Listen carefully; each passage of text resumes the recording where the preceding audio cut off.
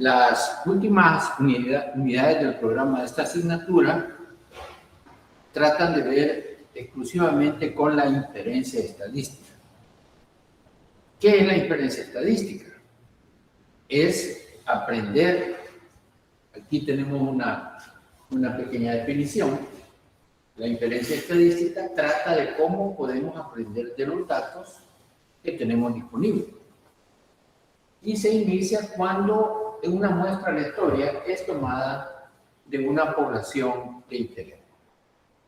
Así pues, resumidamente, sería la inferencia. O sea, tomar en una forma aleatoria, eso ya lo estuvimos discutiendo cuando estuvimos viendo en la unidad anterior las distribuciones de muestreo. Ahí definimos varias características, lo que era una población, lo que es una muestra, lo que es un estimador, lo que son los parámetros que se refieren a las poblaciones y los estadísticos que se refieren a las muestras que se toman de esa población. Entonces, ¿cómo se hace la inferencia estadística? La inferencia se puede hacer de dos formas: por estimación o por prueba de hipótesis. Y la estimación, a su vez, puede ser también de dos formas: a una que se le conoce estimación puntual y la otra estimación por intervalo. Y vamos a ir desarrollando poco a poco cómo se van a ir los procedimientos para ir encontrando ya sea una estimación puntual, una estimación por intervalo o una prueba de hipótesis. Comencemos entonces con lo que es la estimación puntual.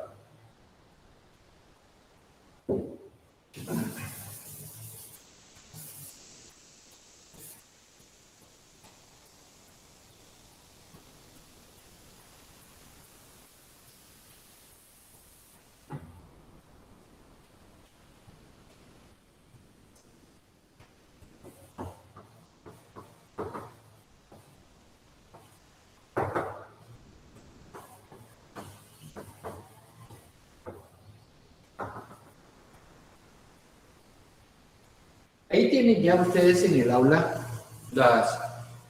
tanto los guiones de clase para cada una de estos temas, ya sea para la estimación puntual, la estimación por intervalo.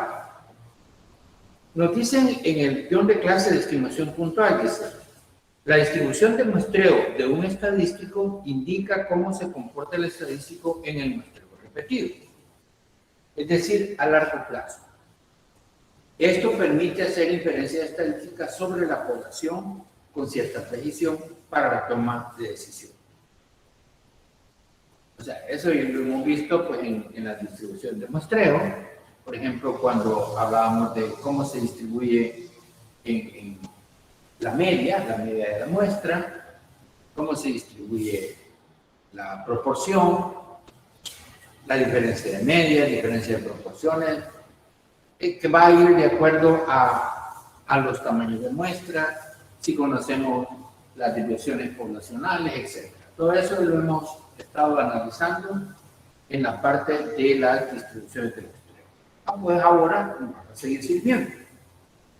Este proceso de estimación requiere el uso de estimadores para algunas de las características más importantes de la población.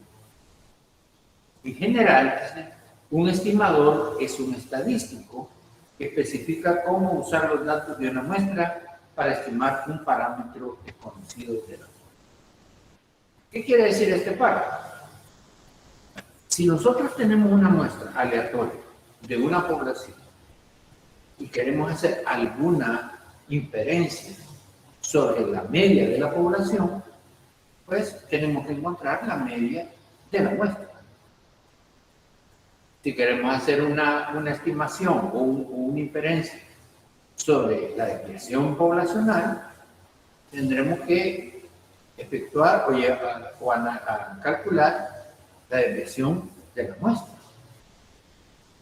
Entonces, eso es lo que nos va diciendo en pocas palabras, o en otras palabras, este párrafo. Existen, dice, dos tipos de estimadores: los estimadores puntuales y los estimadores por intervalo. Los estimadores puntuales proporcionan un solo número como una estimación del valor o parámetro desconocido. Un solo número. Esa es la característica de un estimador puntual. Los estimadores por intervalo proporcionan un rango de posibles valores como una estimación del valor del parámetro desconocido. O sea, esa es la diferencia entre un estimador puntual y un estimador por intervalo. El puntual, pues solamente vamos a tener un número, mientras que en el por intervalo vamos a tener un rango donde posiblemente esté el verdadero valor del parámetro poblacional. Propiedades de los estimadores puntuales. Ya que se calculan a partir de muestras aleatorias, los estimadores son variables aleatorias que cambian de muestra en muestra. O sea, eso también, ¿verdad? Todo esto, como les digo, estamos un poco repitiendo lo que estuvimos viendo en la distribución de muestreo. Ningún estimador es perfecto, pero un buen estimador puntual, vamos a esta simbología. Teta circunflejo o teta sombrero significa el estadístico, que nos sirve para estimar los valores de los parámetros poblacionales que están relacionados con ellos.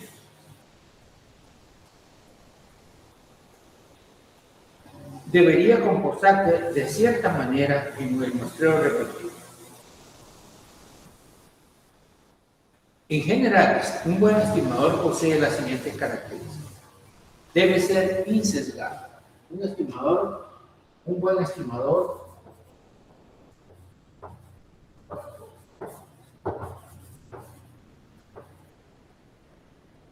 es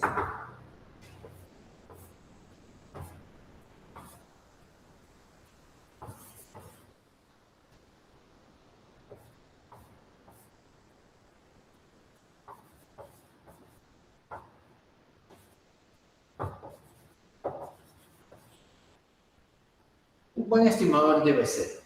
Una de las características que se desean en un buen estimador es que sea insesgado. ¿Qué quiere decir insesgado? Vamos a ver.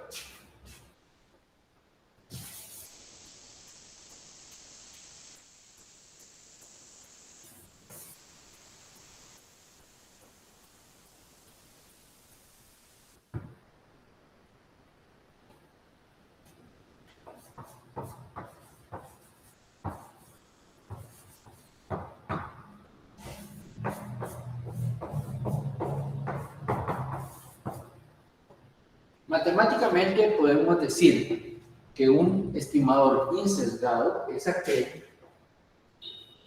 en el cual se cumple esa ecuación. ¿Qué quiere decir esa ecuación?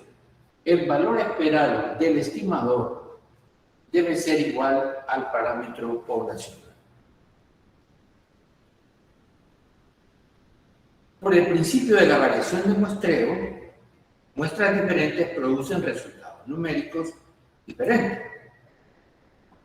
del estimador. Si el estimador es insesgado, algunos de estos resultados sobreestimarán el valor del parámetro θ y otros lo subestimarán. O sea, quiere decir, unos estarán por arriba del valor, otros por debajo del valor.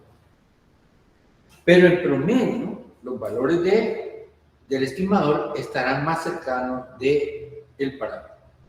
Se espera que este tipo de estimadores nunca sobreestimen o subestiman de manera sistemática al parámetro poblacional. En términos matemáticos, un estimador es insesgado, sí. Entonces aparece este. Se puede asociar esta propiedad con la exactitud del estimador. Una medición exacta es aquella en la que los resultados del experimento concuerdan con el valor aceptable. Entonces, eso sería en forma matemática el hecho pues, de que un estimador sea incerto. La segunda característica debe ser de varianza mínima.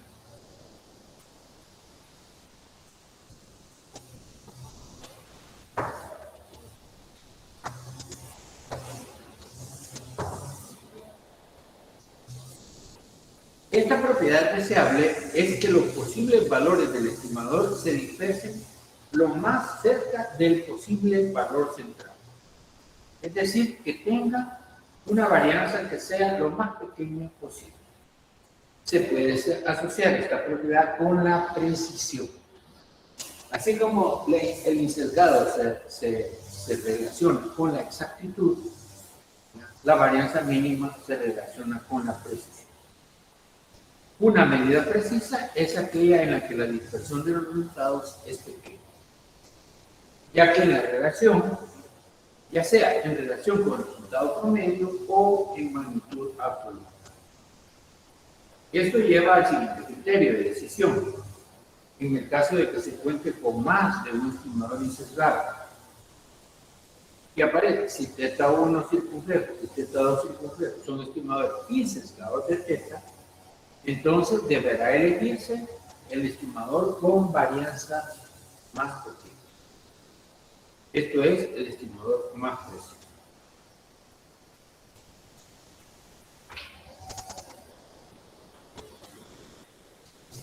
Bueno, veamos el ejemplo que aparece en el proyecto de clase.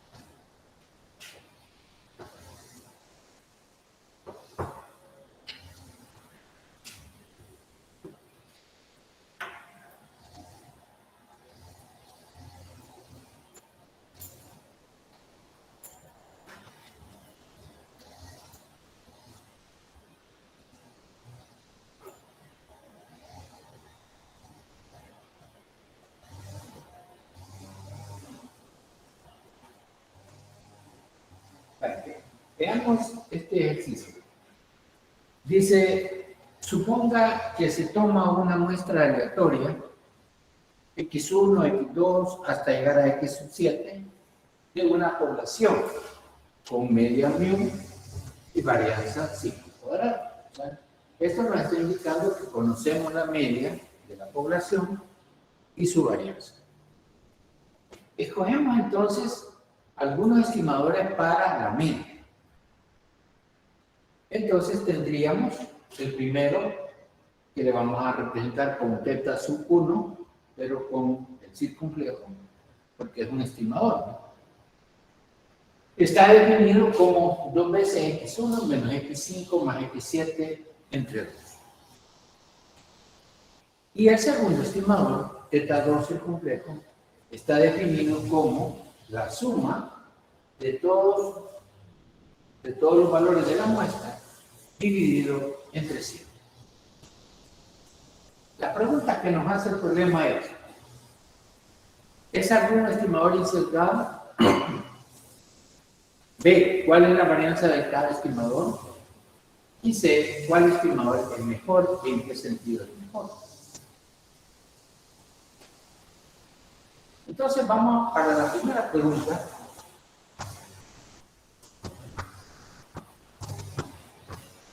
Hemos dicho que para que un estimador sea insertado, el valor esperado del estimador debe ser igual al parámetro población. Entonces hagamos la prueba para cada uno de ellos.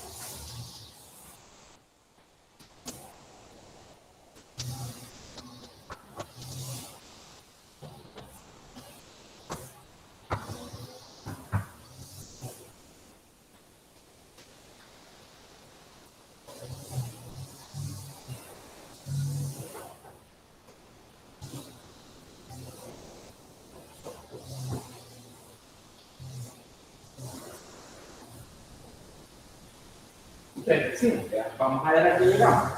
El valor esperado de θ1 es igual al valor esperado y ponemos cómo está definido el estimador θ1. 2x1 menos x5 más x7 entre 2. Esto resulta como una combinación lineal y nosotros ya conocemos la propiedad para trabajar valores esperados de combinación lineal.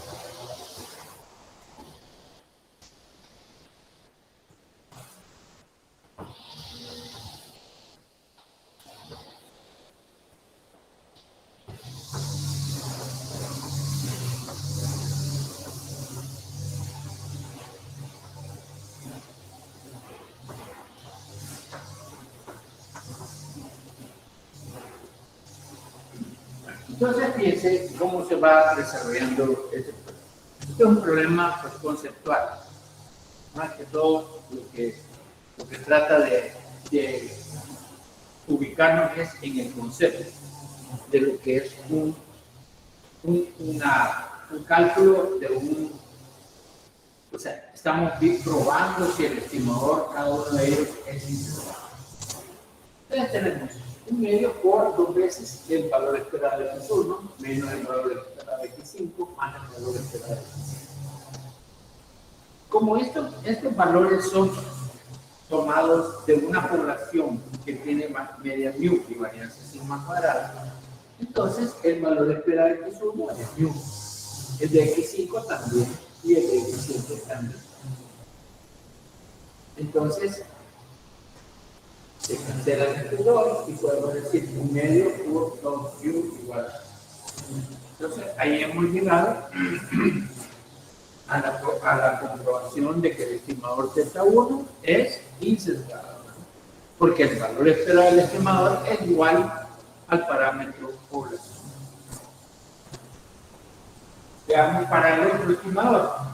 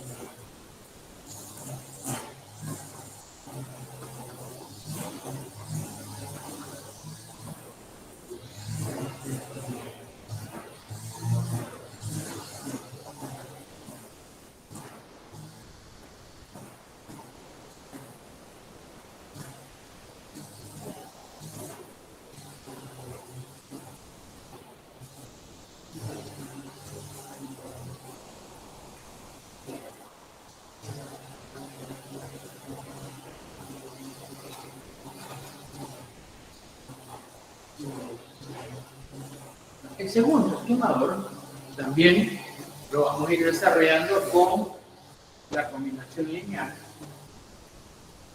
Y aquí, por lo mismo que decíamos, el estimador de cada una de las datos tiene como valor esperado su misma media poblacional, ¿verdad? Porque viene de esa población. Entonces ponemos mu más 7 veces mu. Un séptimo por 7 veces mu también es un dato. Quiere decir que los dos estimadores son insesgados. Por la prueba que le acabamos de hacer, cada uno de ellos, su valor esperado es el mismo parámetro poblacional. Ahora, en la pregunta B, dice cuál es la varianza. Bueno, entonces, la varianza.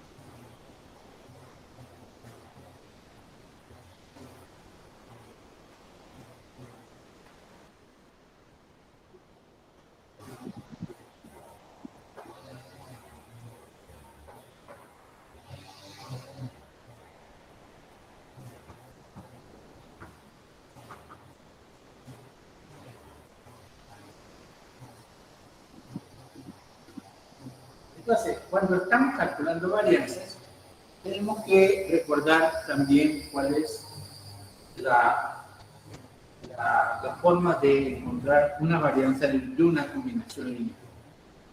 Las constantes van elevadas al cuadrado. Por eso que un medio lo dejamos como coeficiente, pero al cuadrado. Uno solo. Lo mismo acá, ponemos 2 al cuadrado por la varianza de x1, más menos 1 al cuadrado por la varianza de x2, más la varianza de x3. Por lo mismo que decimos, como son datos que vienen de una población con varianza sigma cuadrada, entonces su varianza es sigma cuadrada en cada caso. Solo que va afectada por los coeficientes.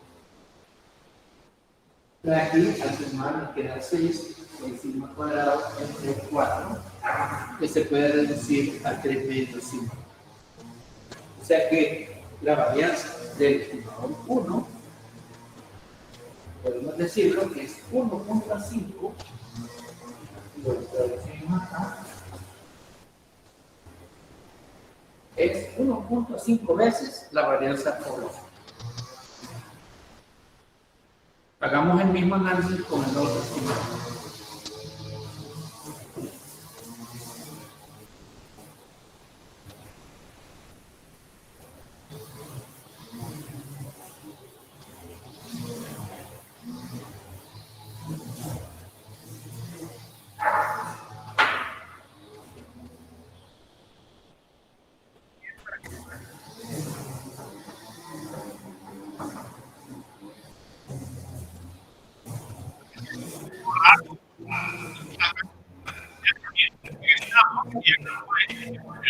Luis,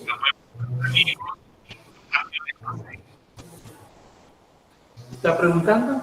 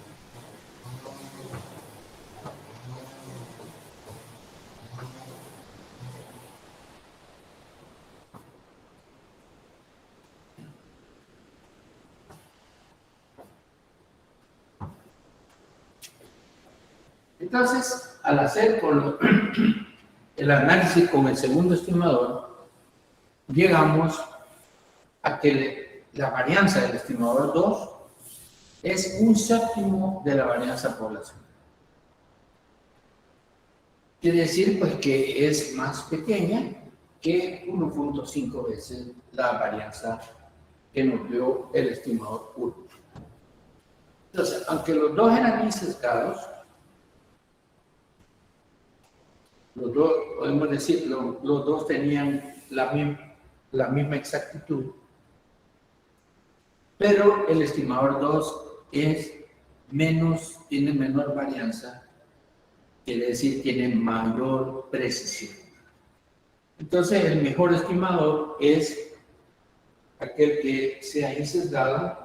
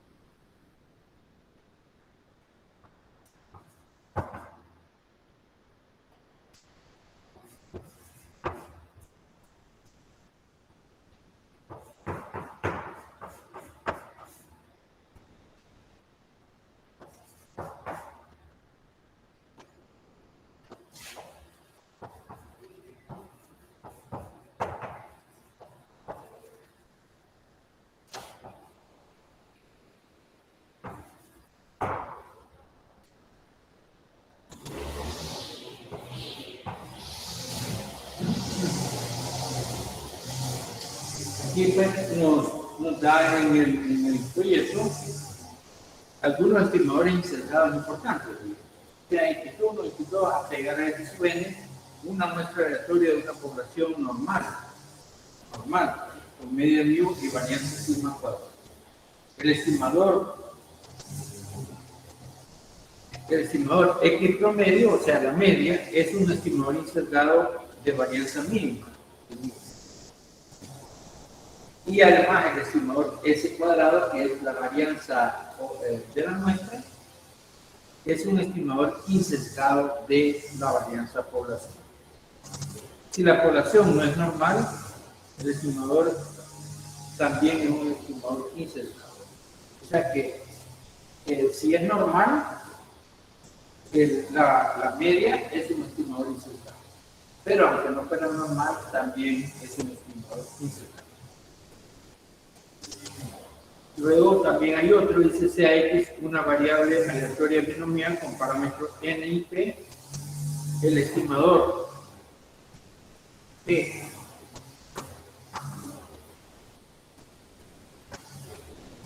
es un estimador insesgado de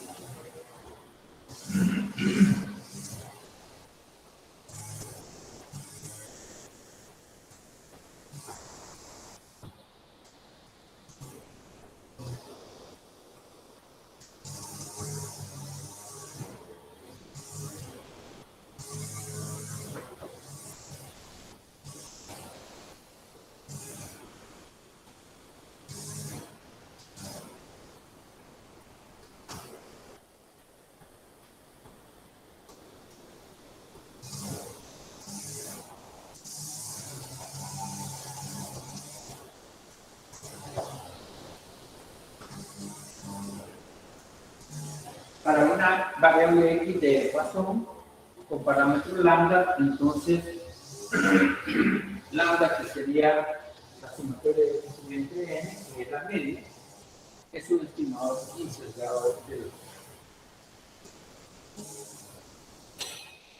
Ahora veamos el error estándar. Ya que es poco probable que el estimado puntual coincida exactamente con el parámetro poblacional desconocido, es necesario reportar alguna información sobre su precisión.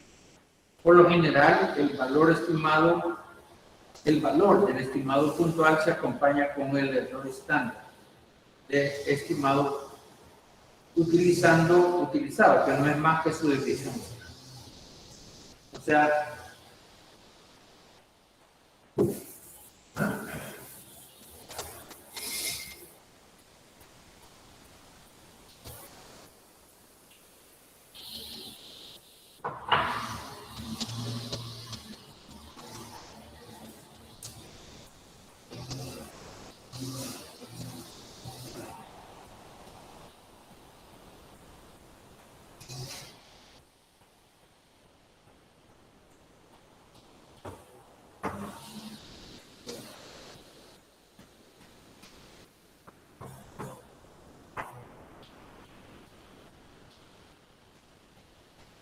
veamos el ejemplo que aparece ahí. Ahí aparecen varios datos.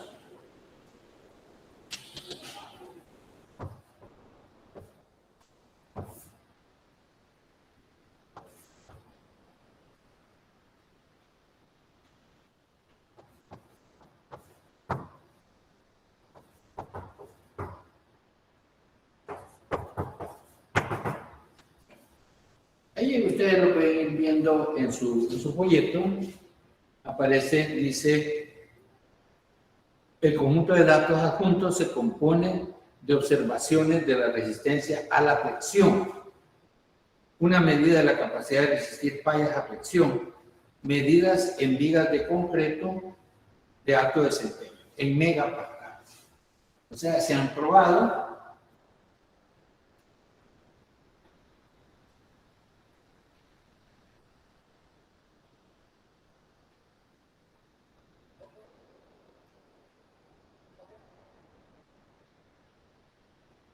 tenemos 27 datos, o sea, se han probado 27 vigas y se ha llevado en unas pruebas que le hacen para ver cuál es la carga que rompe las vigas y aparecen esos datos.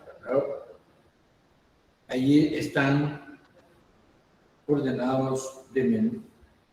No están ordenados, pero esos son los datos. Calcule, dice, una estimación puntual del valor medio de la población de vigas fabricadas con esta técnica. Proporcione alguna indicación de la precisión de estimación. Si ustedes, por ejemplo, en el lenguaje R pueden hacer este tipo de ejercicios, ustedes cargan los datos y le piden al programa calcular la media, la desviación estándar, etc. Entonces,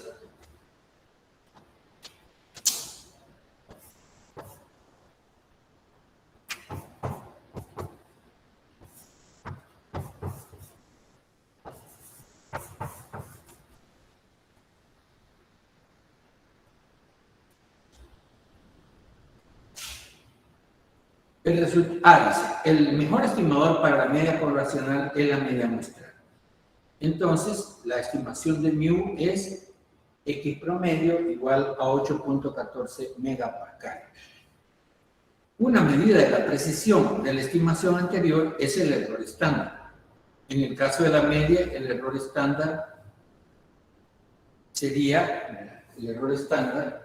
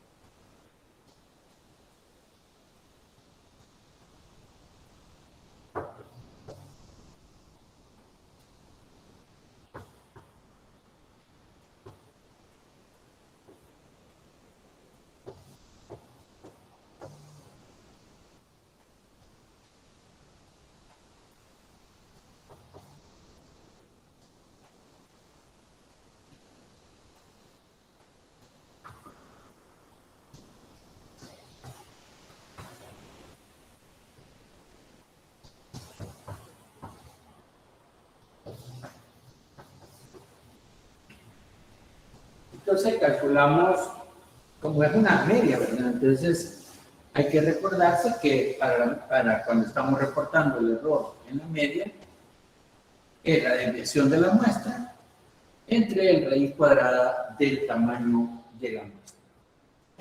Entonces la desviación de esta muestra da 1.66 entre la raíz cuadrada de 27, porque son 27 los datos.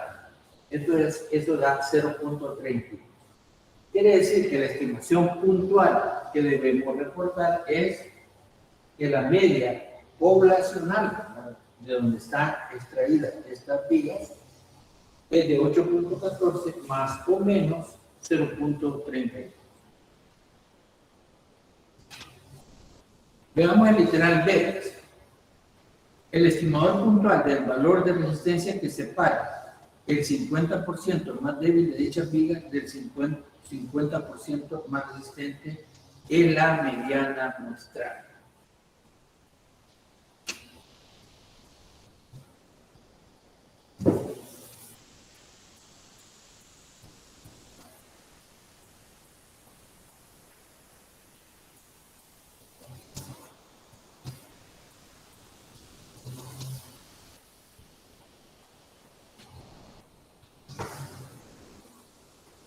Entonces, la pregunta B es, calcule un estimador puntual del valor de resistencia que separa el 50% más débil de dicha viga del 50% más resistente.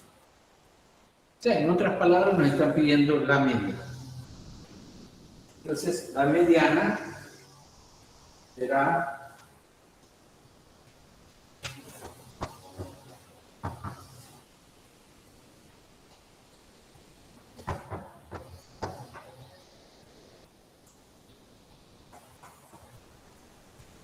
7.7 megapascal.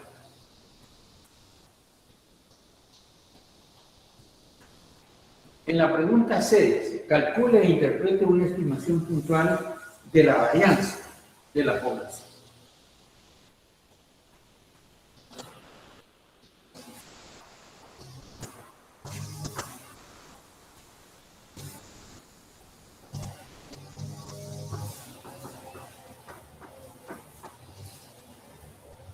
Entonces, ¿qué es lo que debemos hacer? Encontrar la varianza de la muestra.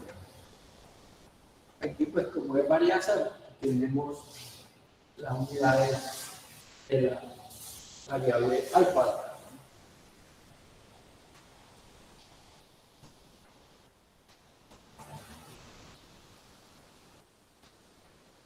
En la pregunta D, dice, calcule una estimación puntual de la proporción de las vigas cuya resistencia a la presión exceda de 10 megapascal. Proporcione alguna indicación de la precisión de la estimación.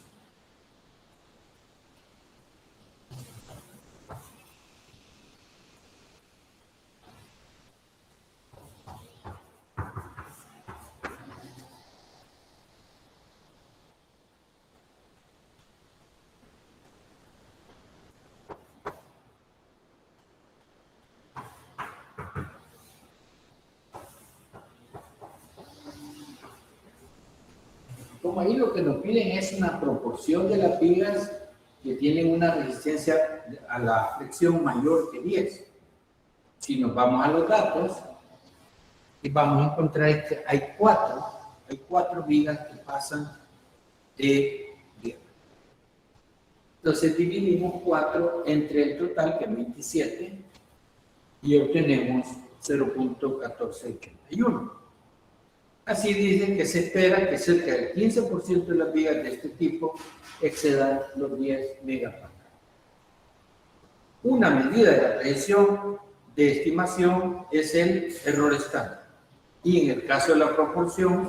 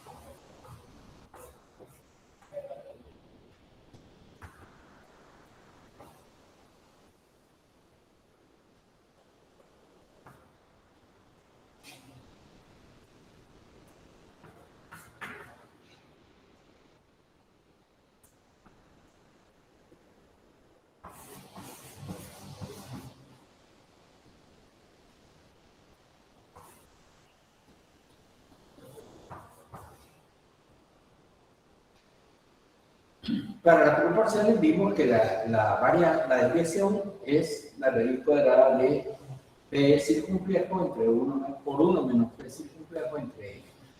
¿Cuál es esta proporción que teníamos acá? Y 1 menos P pues sería 0.8519 entre 25. Y al extraer raíz cuadrada nos queda 0.0684, aproximadamente 0.07. Esta cantidad es una medida de qué tanto se deja la estimación hecha para la proporción en ambos sentidos del verdadero valor de P, que es conocido. Para este ejemplo, se espera que la verdadera proporción de vigas exceda los 10 megapascales entre el 8% y el 22%. O sea que la proporción poblacional la podemos estimar en más o menos el punto 15, más o menos. Punto 6.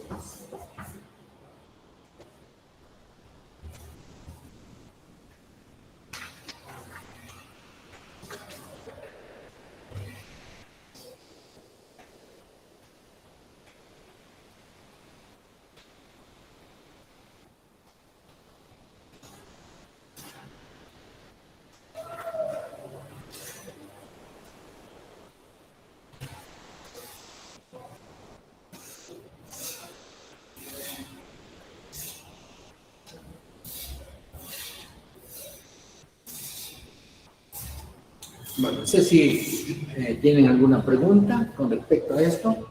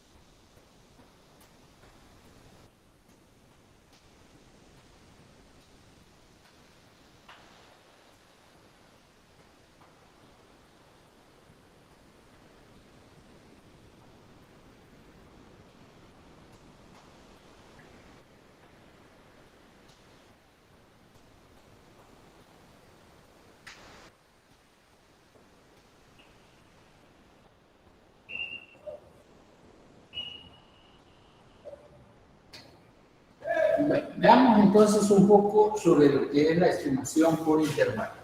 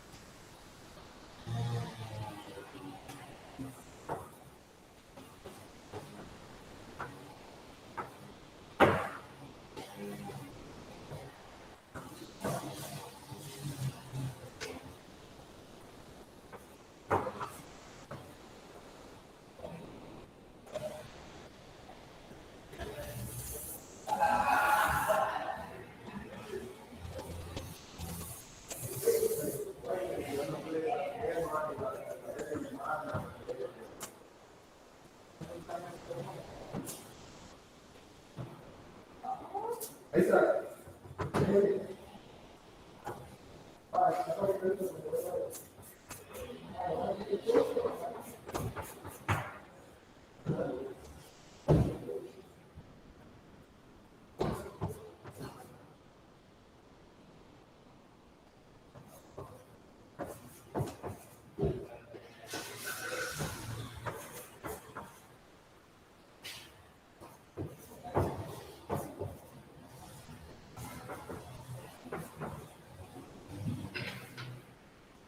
Vamos a comenzar haciendo el análisis con la distribución normal estándar Z.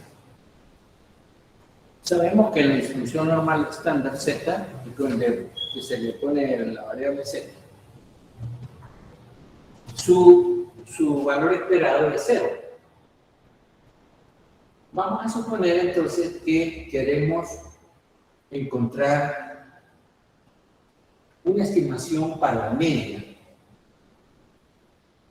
Pero nos vamos a poner en esta figura donde el área que tenemos desde este límite hasta este límite del intervalo, que va del menos z alfa medio a z alfa medio, el área es 1 menos alfa, y lo que está afuera, como por la simetría de la distribución, es alfa, porque todo vale 1.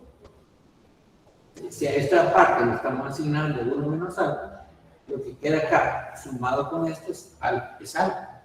Pero por la simetría es alfa medio. Entonces vamos a plantearnos esta ecuación.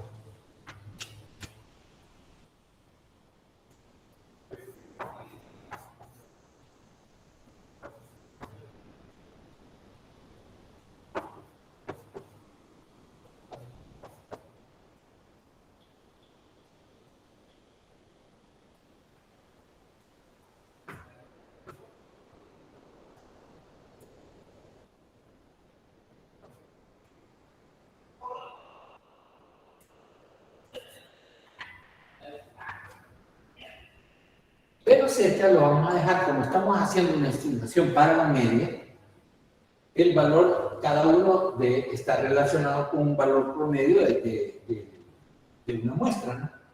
Sería X barra menos la media poblacional entre sigma entre la raíz cuadrada. Sería la desviación para la media muestra.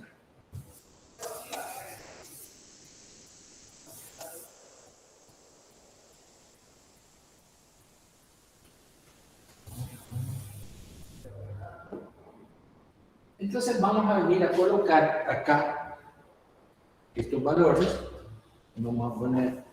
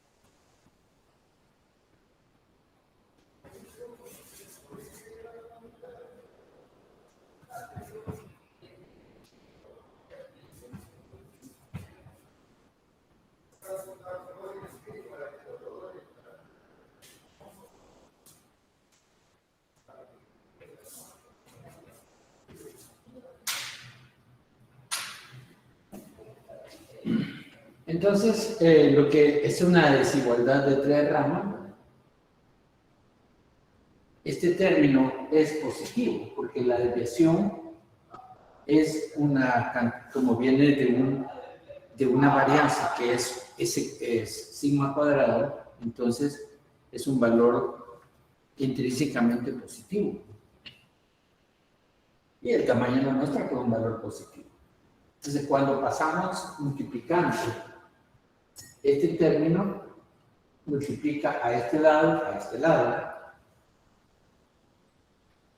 y luego, para que quede sola la media poblacional, restamos la media de la muestra en todas las ramas, y aquí nos queda menos promedio menos z al promedio sigma raíz cuadrada de n menor que, menos mu, menor que, menos x promedio menos z.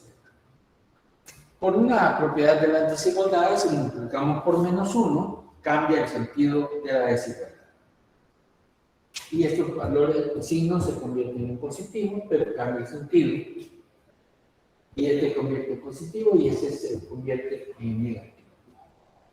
Luego ordenamos la desigualdad y nos queda esto. ¿Qué quiere decir esto? Que la estimación por intervalo de una media, si se cumple, que podemos utilizar la distribución Z, la normal estándar, será la media muestral, donde se le resta y se le suma Z alfa medios por la desviación poblacional, o sea que tenemos que conocerlo por la desviación poblacional, entre el raíz cuadrada del tamaño. Este valor Z alfa medios está relacionado con el valor alfa de la prueba. Eso lo pone el que está realizando la prueba. Va a decir, bueno, yo voy a hacer